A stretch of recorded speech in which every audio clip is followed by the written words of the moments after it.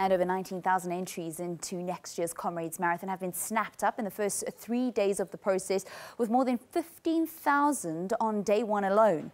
The Comrades 2019 entry process will close on the 10th of December, or as soon as the cap of 25,000 entries has been reached. Entries opened last Friday. Race Director Rowan James joins us now on the line from Durban. A very good morning to you and a welcome to Morning Live. Rowan, did you guys expect this kind of uptake?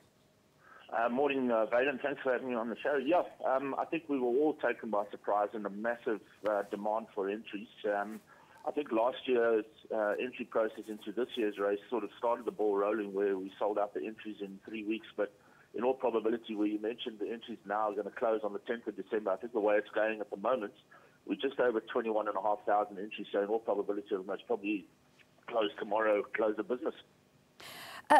There's a little ticker on the Comrades Marathon website, which is just one of the avenues that athletes can take to actually enter the race, and that's continually counting those entries. Are the manual entries also being counted and reflected on the website?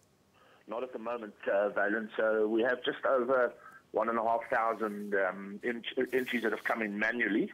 That's either through the post or where people have walked into Comrades House in Pietermaritzburg. So as we capture those entries, they will go into that ticker. But at the moment, the vast majority of the manual entries haven't been captured yet on the ticker. So the ticker at the moment, or the count, is standing at 21,500 as of now, and then we need to add that nearly 1,600 manual entries onto that. So that really takes us over to around about 23,100 entries already. Hence me saying that it'll most probably close the business tomorrow, bearing in mind that today is a payday for quite a number of people, so they will also enter manually or online today. Can you assure those athletes that do, or rather they have sent their entries manually, that they will be able to take part in the race and their entries will still be valid?